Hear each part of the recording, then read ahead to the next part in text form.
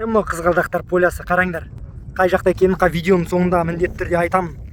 Біз бұл жаққа қалай келдік? Мындай сулардан суды кешіп, аяғымызбен бүйтіп басып жүрдік қой манадан. Әйелімді алып келгем ғой.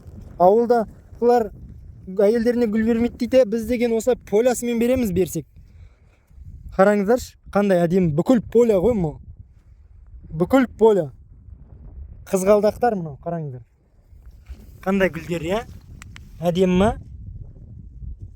Лайк, комментарий жазып кетіңіздер. Сіздер жақта бұндай гүлдер бар ма? Қалай деп атайсыздар бұндай гүлдерді? Қараңыздаршы. Әдемі ма? Әдемі емес пе? Комментарий. Егер әдемі деп ойласаңыздар, лайк. Егер әдемі емес, бұдан да күшті жер бар десеңіз, комментарийға жазып кетіңіз, бұдан да күшті қай жер бар екен. Мүмкін біз бара шығармыз сол жерге. Ал қазір мен сіздерге бір тарихи не айтайын. Бұл қызғалдақтар ең алғаш қазақ елінде өсіп шыққан дейді ғой. Жылқыны да айтады ғой қазақ елінде деп, алманы да қазақ елінде деп айтады енді. Білмеймін ол қаншалықты шын өтірік. Какая разница, қазір мінекей данный момент бізде осындай бар ғой байлығымыз. Бар ма? Бар. Вот. Сондықтан осыны бағалайық. Если что, бұны даже сатса болады ғой, бір штугын 50 теңгеден сатсаң, мына жақта қара. Бірақ та біз сатуды ғана ойлаймыз. Мен мысалы сатпаймын.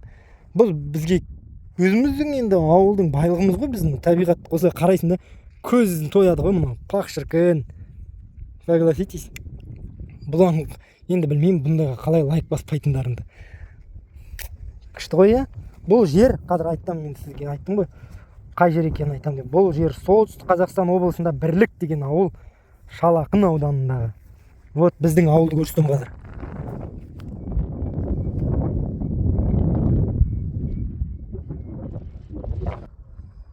Маңдайымнан сыйпап өткен самалы, қайда жүрсем атам екен, көкейімде жатады екен.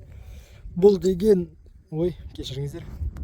Бұл деген Солтүстік Қазақстан облысында Бірлік ауылының жері. Вот мінекей осы ауыл біздің. Жақсы, сау саламатта болыңыздар, ауырмаңыздар.